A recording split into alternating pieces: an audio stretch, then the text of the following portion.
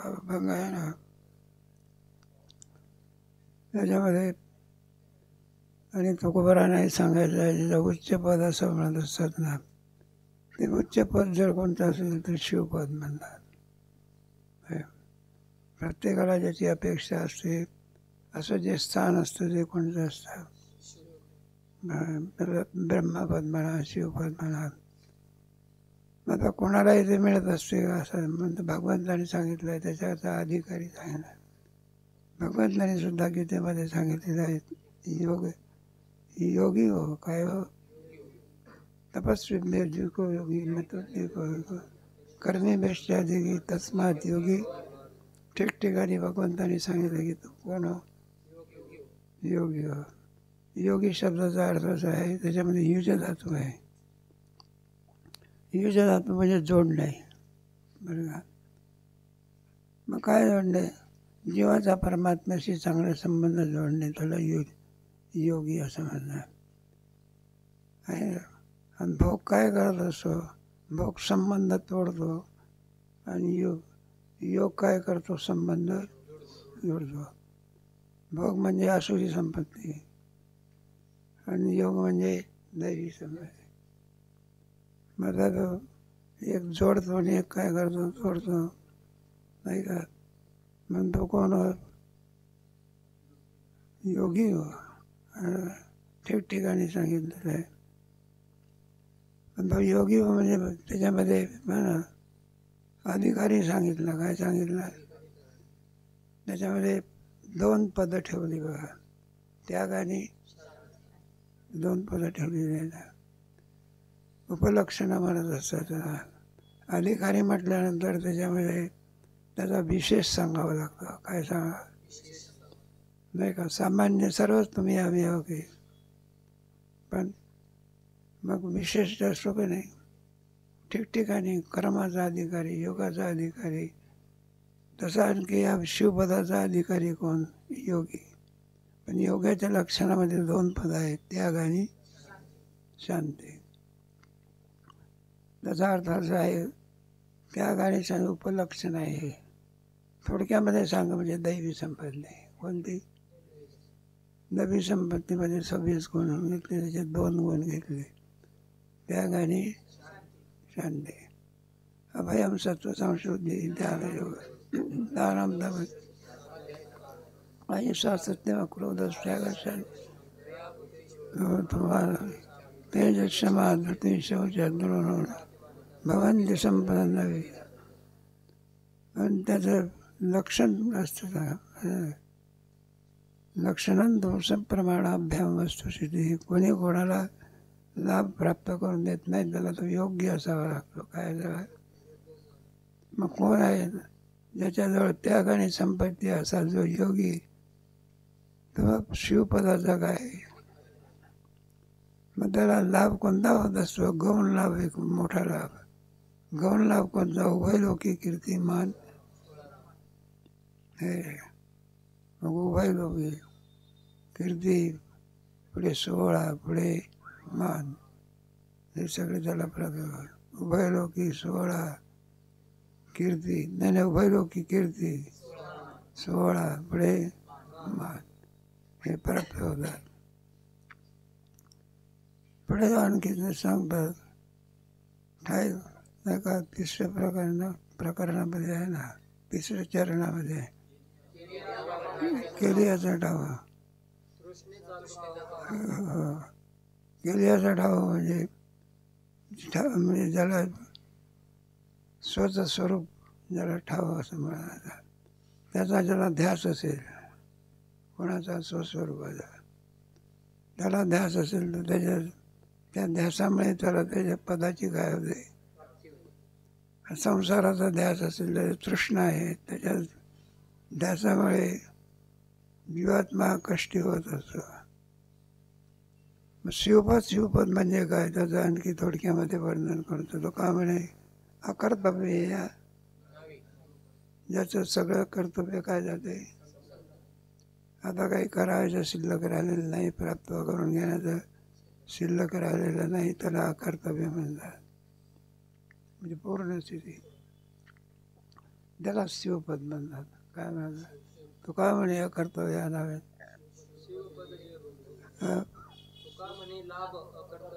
याला लाभ असं म्हणतात. हा नाही का हे तो एक संताचा हा लाभ आहे. हा लाभ त्याला काय होतो आणि शिवपद भोगी आहे आणि ब्रह्मपदाचा त्याला काय होतं भाऊ प्राप्त होतो असंही वर्णन आहे. मग त्याच्यातून मुद्दे पाडायचे आपण योगी आहे ना. मग योगाच्या लक्षणामध्ये 2 पदं ठेवलेली आहे, त्याग आणि मग त्याग म्हटल्यानंतर त्यागाचे पुष्कळ प्रकार आहे की पण मुख्य प्रकार जर कोणता असेल त्यागाचा तर त्याच्यामध्ये तुमच्या दैवी संपत्तीमध्ये गेलेला आहे ना, नाही का. त्याच्यामध्ये शांतीचा आणि त्यागाचा काय केलेला आहे. बाह्य त्याग ज्याला म्हणत असतो आपण तो खरा काय नव्हे. त्याच्यामध्ये काही अपेक्षा असते. दृष्टांत देऊन सांगायचं म्हटल्यानंतर ते प्रभू रामचंद्र आणि लक्ष्मण काय नर्मदा तीनावर म्हणा शरीरच्या तीनावरती असे बसलेले होते. तिथे बसले असताना आणि एक बगड आपला आला बघा त्या तीरावर ते आणि तोही आपला बसला तिथे. अगदी ध्यान असतं. माणूस सुद्धा ज्या ध्यान करीत नाही एकांतामध्ये बसतो त्याप्रमाणे बघलं. तेव्हा तो लक्ष्मण आणि रामाला म्हणायला लागला, म्हणलं देवा काय आहे जातीनं पक्षी आहे पण काय तटस्थ बसलाय. माणसाला सुद्धा असा योग एक साधता येत नाही. असा ध्यान करीत बसल्या जसं काही ध्यान योगीच आहे. ते प्रभू रामचंद्र म्हणायला लागले, म्हणलं जा तू म्हणजे कोणाकडे तर माशाला जाऊन विचार म्हणलं ध्यान करणारे कोण आहे. मग तो लक्ष्मण गेला माशाला विचारायला लागला, म्हणलं ध्यान करतो योगी इथं बसलेला आहे डोळे लावून काय ध्यान त्याचं चाललेलं आहे. म्हणलं तुम्हाला त्याच्या ध्यानाची कल्पना असेल. म्हणलं तर ध्यान काय सांगता तुम्ही आम्हाला. यांच्या ध्यानामुळे आमच्या सगळ्या जातीच्या लोकांचा काय करून टाकलं आहे.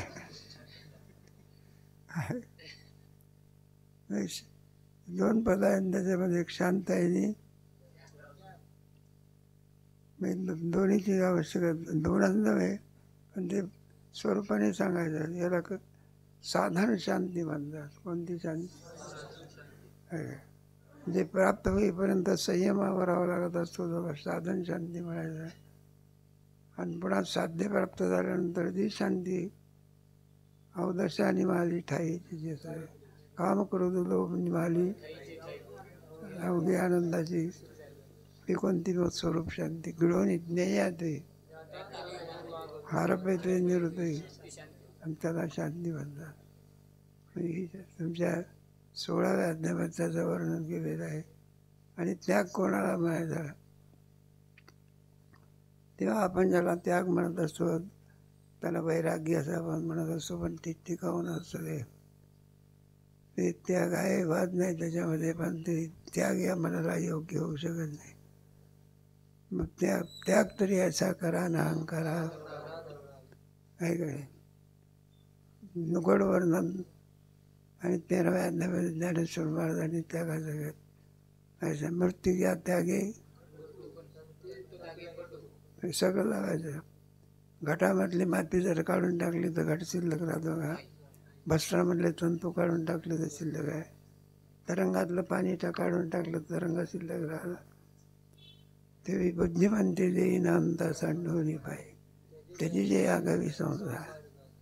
देहाचा त्याग होणं म्हणजे 3 देहाचा त्याग होणं म्हणजे त्याचा निराश होणे. काय होणे नाहीच होणे असं नव्हे, न दिसणे असं नव्हे. मग काय म्हणे त्याच्याविषयीची सत्यत्व बुद्धी झाली. याला काय म्हणतात.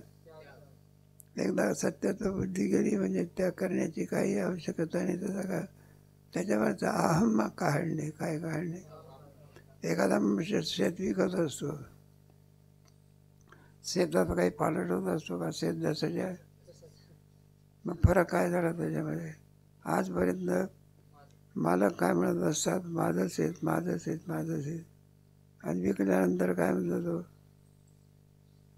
मग आता जो कोणी घेईल तो काय म्हणतो, आता हा याचं महत्त्व काय झालं, आता शेत जसंच आहे, कोणाला विकलं हे माहिती नाही त्याला, कोणी विकलं हे माहिती नाही, ते जसंच आहे तसंच आहे. पण याने आपली काय काढली, मालकी काढली. आता माझा म्हणतो का हा, याला त्याग म्हणत असा ऐका रे. त्याप्रमाणे शरीरावरचं ममत्व काढणं याला काय म्हणायचं, त्या का ममत्व काढायचं, ते माझ्या या पदाला योग्य होऊ शकत. तुमचं जर शरीर आहे तर तुमच्या म्हणण्याप्रमाणे ऐकतं का ते, केस म्हणतो का पांडव हो का आता तुमची सत्ता आहे काय जवळती. तुम्हाला 13व्या अध्यायामध्ये सगळं होऊन गेलेलं आहे. देहावरती, या सगळ्या संसारावरती सत्ता कोणाची आहे, काळाची सत्ता आहे. काळे काळे अवघेची सरे, काल परिच्छेद पाठीमागे लागलेला आहे. अमृत जर तुम्ही स्वर्गामधलं प्याले तर आयुष्य वाढेल, काय वाढेल. म्हणून मरण चुकत असते का, मग मरण हे 5वीला काय झालेलं आहे, बोलते कुठेही जा ते आपला शरीर जातीवर गेल्याशिवाय राहणार नाही. म्हणून त्याग कशाला म्हणत असतात, पदार्थामध्ये बदल नाही, मग त्याच्याविषयीची आसक्ती जाणे याला काय म्हणायचं, त्याग म्हणायचं. मग आता ज्याच्याजवळ पदार्थ नाही त्याला जर आपण म्हटलं तर नाही का, एखाद्या घाटावरचा भिकारी इथे असतो, त्याच्याजवळ काहीच नसते, मग त्याचा त्यागी आहे का. जनक राजा इतका सगळं वैभव असताना देखील काय त्यागी आहे का. कारण बाई मास्तीला जनका त्याग त्याला पडत असा, सर्वस्वाचा त्याग करण्याला त्याग. त्याच्यावरती गोष्ट सांगायची म्हणजे शुकाची गोष्ट सांगायची. शुकाचार्य होते ना, त्यांचा इतिहास आहे ना, ते आईच्या उदरातून बाहेर पडल्याबरोबर पळायला काय केली, का पळायला सुरुवात केली. त्यांना वाटलं आता एकदा आपण जर सापडलो तरी संसारामध्ये गुंतल्याशिवाय मग काही आपल्याला निघता येणार नाही. म्हणून आहे ना, आपल्या इथे एका संस्थेमध्ये सुद्धा विद्यार्थी, अरे काय कसं काय म्हणलं, पळतच आलो का, म्हणलं थांबला काय नाही, थांबलो असतं तर म्हणलं आमच्या घरच्या लोकांनी आम्हाला गुंतवून टाकलं म्हटलं परमार्थ का झाला. काही काही पोरं असतात ना, 2-3 वर्षाचे बरं राहतात एकदम, आणि पुढे काही नाही 8 दिवसाकरता घरी काही काही काम असतं तेवढ्या करता जातात बघा. आणि काही नाही बघा, 8 दिवसाकरता जातो चतुर्भुज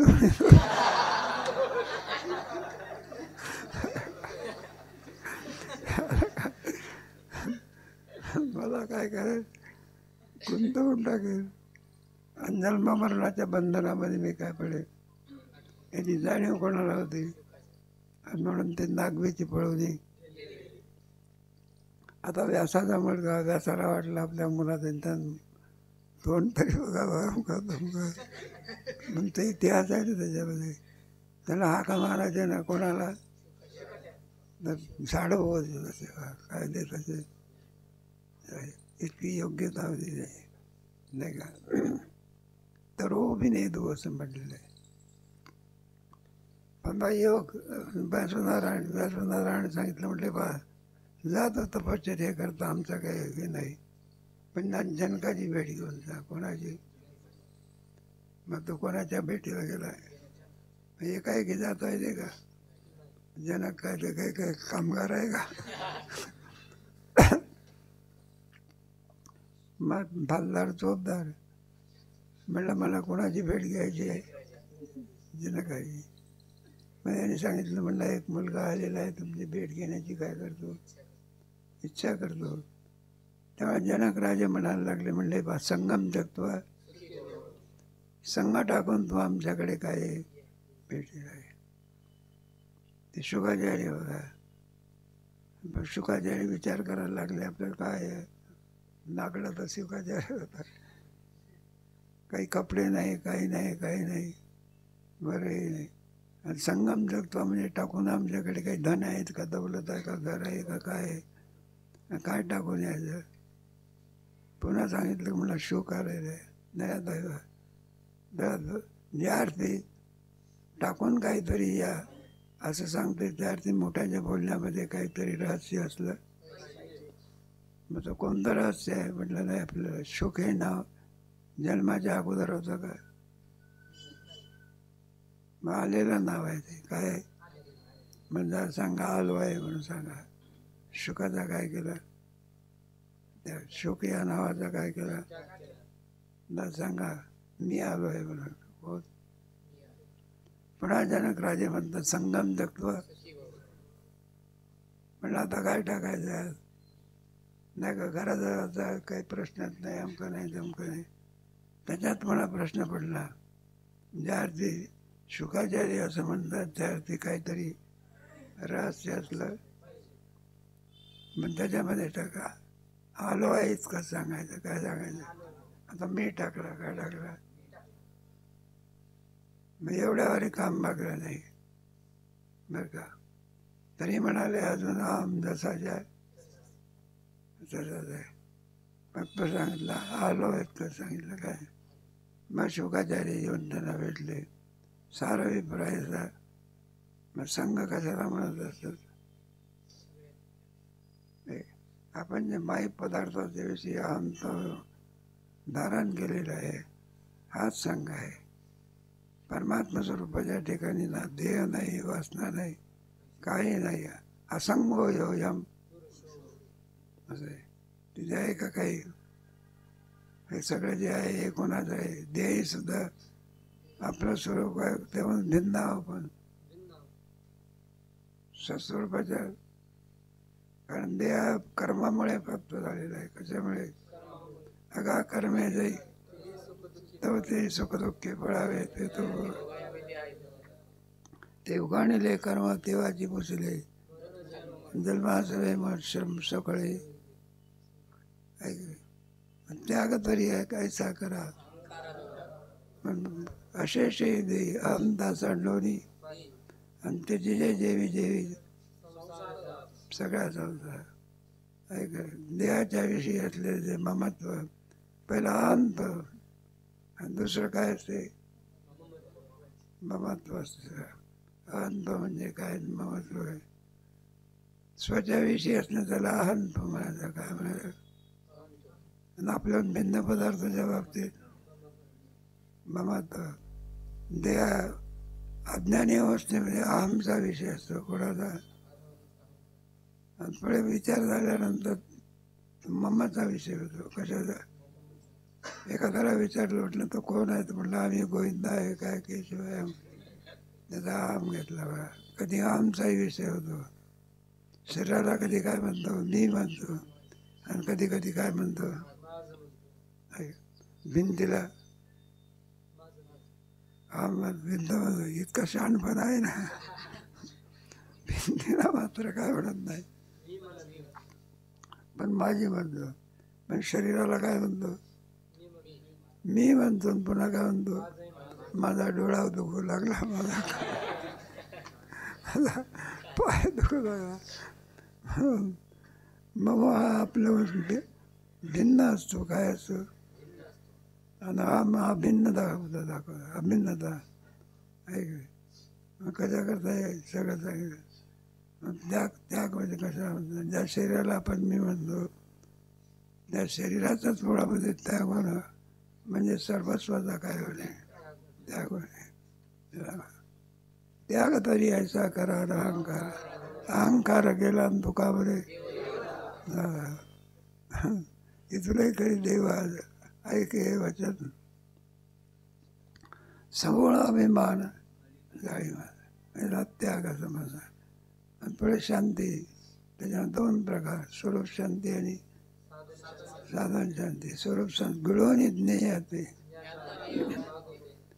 हरपे ते त्याला शांती असं म्हणा. याच्यामध्ये आपलं स्वरूप शांती असं म्हणतात. काम क्रोध लोभ आणि आनंदाची दृष्टीदायी असे 2 गुण त्याच्यामध्ये सांगितलेले आहे. योग्याची संपदा, हा त्याचा अधिकारी झाला. काय झाला? मग त्याला फल कोणता प्राप्त होता? उभयलोकी कीर्ती. उभयलोकी म्हणजे या लोकांमध्ये त्याची काय होती? काय केले? अरे त्याग म्हटलं तुकोबर आहे, ज्ञानेश्वर महाराज वगैरे आदी करून सामान्य कीर्ती आहे का असामान्य? त्या कीर्तीमध्ये प्रकार होणार, उत्तम, मध्यम. काही लोकांची कीर्ती असते पण त्या गावापुरतीच असते. नाही, काही कालापुरती काय असते ती, सर्वच कीर्ती होऊ शकत नाही. तिला बरं 2 प्रकारे, कीर्ती आहे आणि एक अपकीर्ती आहे. अपकीर्तीचे विषय कोणते आणि सत्कीर्तीचे विषय काही कालापुरती कीर्ती असेल तिला, काही कोणत्या एखादा मनुष्य श्रीमंत मनुष्य आहे, काय परोपकार गावापुरतीच काय. एखादा विद्वान असेल, कीर्तिमान असेल, लोकोपकारी असेल तर त्या देशापुरती काय. संतांची कीर्ती असेल, जगी कीर्ती कायमी पतीत, याला कीर्ती म्हणतात. तिने देव जैसे जगी सूर्य जैसे. कीर्ती शब्दाला अभंग बारीला याला कीर्ती आहे. तुम्हाला तिला काल परिच्छेद आहे का? ज्ञानोबराच्या कीर्तीला किती वर्ष झाले? तरी म्हणायला लागले पहिला मुकुट काढून टाका, दुसरा काढला. काय काय देवळं आहे तिथे किंवा कळतं कुठे गेले असं काय. त्याला कीर्ती असं म्हणत असतात. उभारीला ध्वजा जराची, या कीर्तीला कधी खंड पडू शकत. काय मी पती कीर्ती जशीच्या, तिला काल परिच्छेद नाही, देश परिच्छेद नाही. अमक्याच देशामध्ये कीर्ती आणि बाकीचे नाही. तो का म्हणे गाजे याही म्हणतात, याला कीर्ती म्हणतात. म्हणजे कीर्ती म्हणा. उभयलोकी कीर्ती. पुढे 16 आपले 16 होत असते. आहे काय प्रापंचिक 16 होतात ना, वाढदिवसाचा 16, लग्नाचा 16, सगळे ते काय नाही. 16 म्हणले इतके लायकीचे नाही. काय 16 पण प्रापंचिक 16 आहे. कोणता? एखादा मुलगा झाला म्हणजे मग त्याचा काय करतात, लग्न झालं की त्याचा काय होतं. पण हे 16 हे सगळे याला 16 आहे. ज्याला चिरकालच असते काय अजून ज्ञानोबराचा समाधी काय आहे? 16 आहे. आहे का नाही? तुकोबराचा सुद्धा काय 350 वर्ष झाले त्याची 16 दिवसाच्या. ज्ञानोबराच्या याला 750 वर्ष झाले. पण त्याला घट आहे का वाढ आहे? आहे का नाही?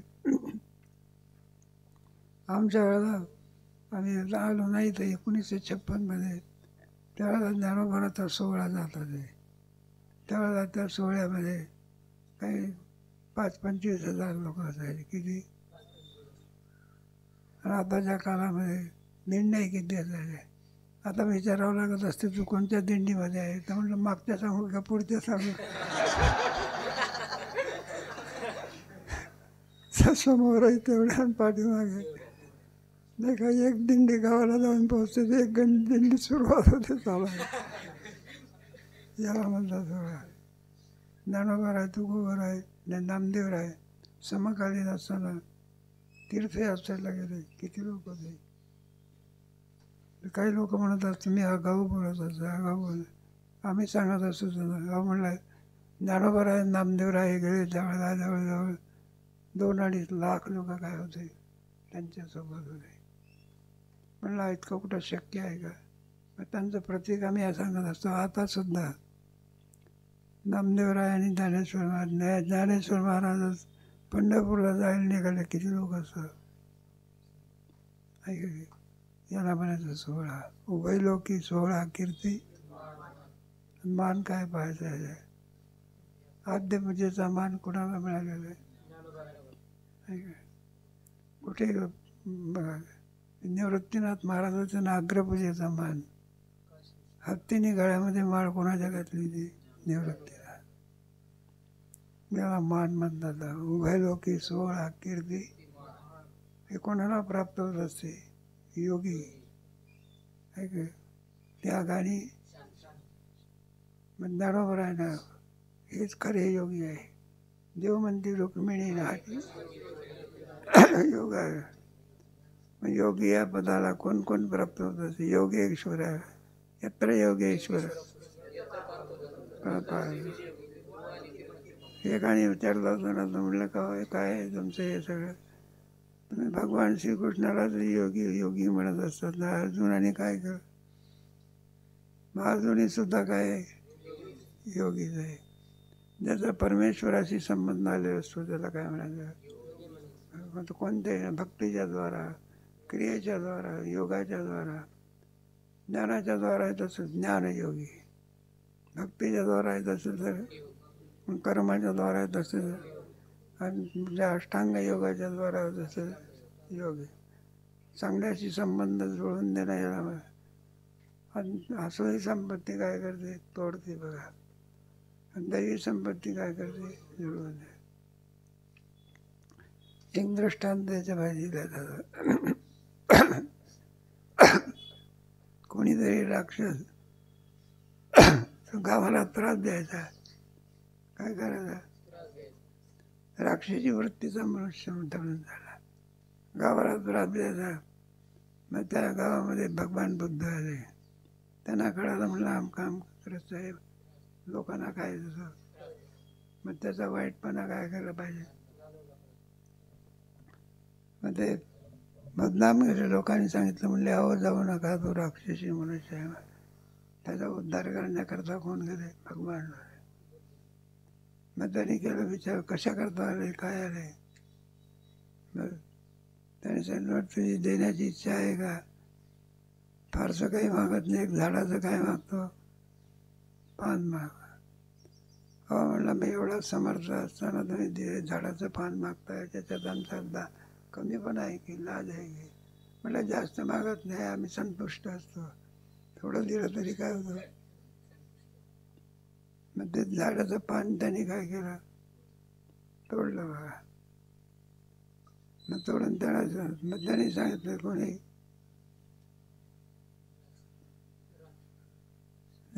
बुद्धाने सांगितलं, म्हणलं झाडाचं पान काय करून द्या, आता तोडलेलं काय करा, जोडून द्या की.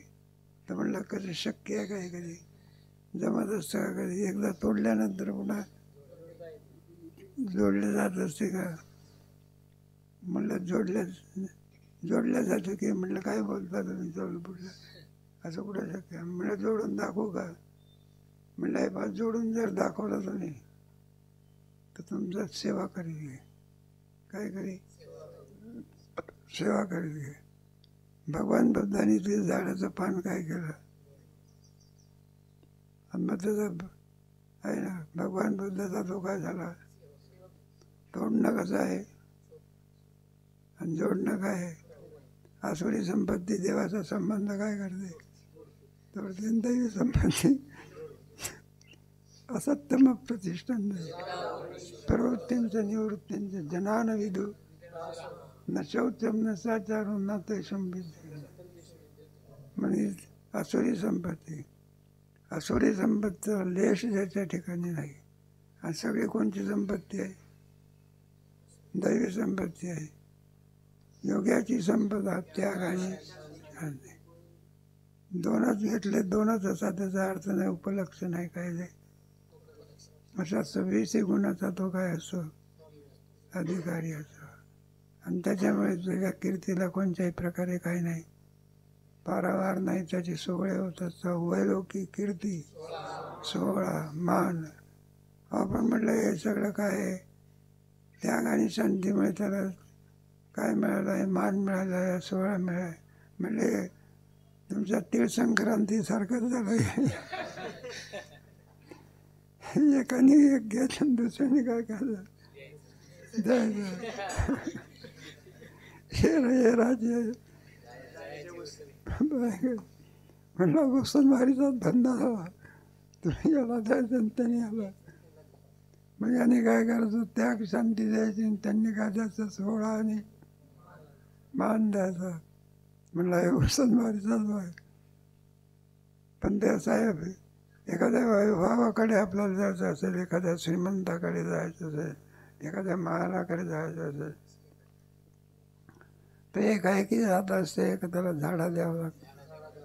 तुम्हाला जर परदेशामध्ये जायचं असेल तर काय द्यावं लागतं? तर विमानात बसायचं असलं तरी झाडा द्यावं लागतं. तुम्हाला माहिती आहे. हात करा असं इकडून तपासते, तिकडून तपास. बसला त्याला कल्पना आहे, झाडा द्यावा लागत. अन्न कुठे तो काय करतो? प्रवेश देतो. एक आहे की प्रवेश देतो. ते काय आनंदीचा मोठा स्टँड आहे. तसा त्याग आणि शांतीचा काय द्यावा लागतो? धडा. आणि मग तुझा आहे की नाही, मग त्याच्यात प्रवेश होतो. काय होतो? उगीचाच प्रवेश होत त्याचा आहे त्याच्यामध्ये.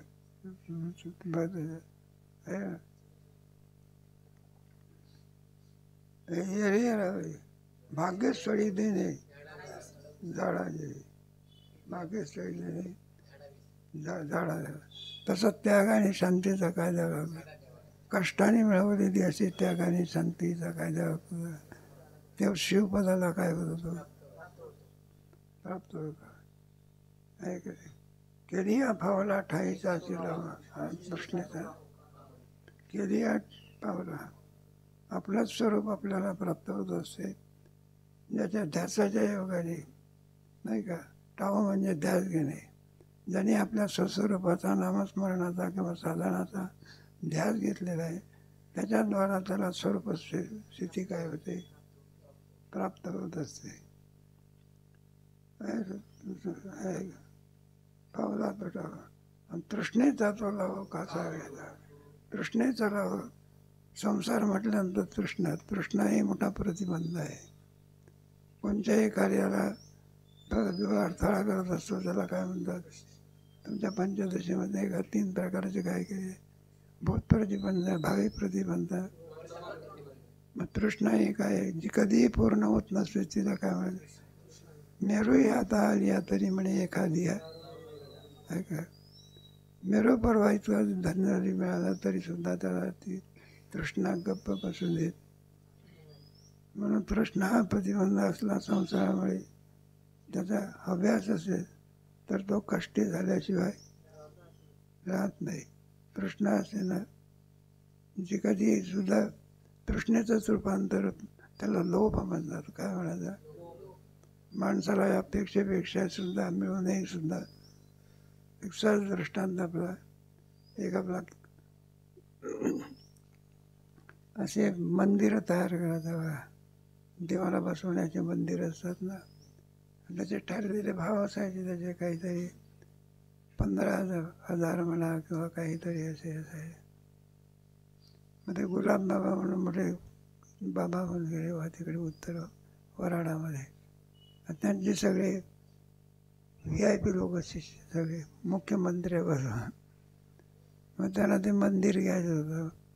विकणाऱ्याने आपलं ठरवून घेतलं, म्हटलं इतराला आपण 15,000 देतो, आता घेणारा कोण आहे? गुलाब बाबा. मग काय किंमत किती सांगू? 20,000. मग त्या मंदिराची किंमत किती सांगितली? मग ते गुलाब बाबाचे भक्त मंडळी ते म्हणले काही हरकत नाही, घेऊन टाका तुमचे 20,000. मंदिर काय करा. आणि तो परत येत असताना भेटला बघा आम्हाला. त्याचा चेहरा काय झालेला होता? आम्ही त्याला विचारलं, म्हटलं चेहरा का उतरला? तर म्हणायला लागले, मग सांगायला लागला, येरे मंदिर किती रुपयात विकत होता आणि आता किती रुपयाचे मिळाले?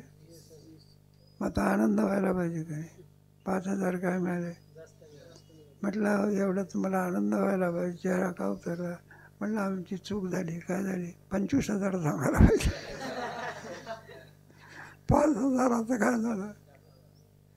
नुकसान झालं. याला तृष्णा म्हणतात. काय म्हणायचं? तृष्णा कधी पुरे पडू देत. ज्ञानेश्वर महाराज शब्द, नेहरूही आता तो काही नाही का, ती काही इथली टेकडी आहे का? नेहरू पर्वत म्हणजे सगळ्या पर्वताचा आहे. आणि कशाचा पर्वत आहे तो? सोन्याचा पर्वत आहे. आणि तोही जरी आला तरी तो पुरे म्हणू देत. मग संसारामध्ये काय तृष्णा हा मोठा काय? आणि ज्याच्याला तृष्णेचा अभ्यास आहे त्याला कष्ट झाल्याशिवाय राहत नाही. पुढे मग सांगते काय इथले तुका म्हणे लाभ कर्तव्य या. मग आता हे लाभ आहे. उभय लोकी सोहळा कीर्ती हे लाभच आहे की नाही? पण त्याहीपेक्षा मोठा लाभ करतो का म्हणे अकर्तव्य या लाभ. अकर्तव्य म्हणजे वेदांतशास्त्राच्या दृष्टीने आपण परमोच्च स्थिती म्हणतात त्याला. ज्या स्थितीच्या पलीकडे आता दुसरी स्थिती प्राप्त करून घेण्याचं शिल्लक राहिलेलं नाही. तत्पदं तत्परिमार्गितव्यं यस्मिन्. असं आहे. अकर्तव्य असं आता काही क्रिया करण्याचं शिल्लक आहे. बुद्धीला काही मिळवायचं नाही, कोणती क्रिया करायची नाही. जिथे यस्य आत्मरतिरेव स्यात् आत्मन्येव च संतुष्टः ज्ञानामृतेन तृप्तस्य कृतकृत्यस्य नैवास्ति कर्तव्यं किंचित् चेत् सयैव तत्त्ववित्. मी आता कोणतंही काही करण्याचं शिल्लक राहिलेलं आहे. तो का म्हणे हातानं उरलो. अशी जी स्थिती आहे त्याला कर्तव्य म्हणतात. हा खरा काय आहे? मग तुम्हाला त्या लावायचं कीर्तन हे तू संता हा सगळा मोठा काय आहे? मला काय प्राप्त होते? तुका म्हणे कर्तव्य शिवपद म्हणजे ब्रह्मपदाचा तो काय होतो? अधिकारी होतो, याच्यात आनंद प्राप्त होतो असे म्हणणं. म्हणजे आपलं कीर्तन म्हणून तुम्हाला सांगितलं. योग्याची संपदा त्यागाने अनुभव लौकिक कीर्ती येराची काय कसं तुका म्हणे कर्तव्य आणावे. आणखी पुन्हा थोडक्यात विचार काय करू? काही तुमचाही सांगत जा कसं वगैरे नाही झालेला विषय इथे सांग.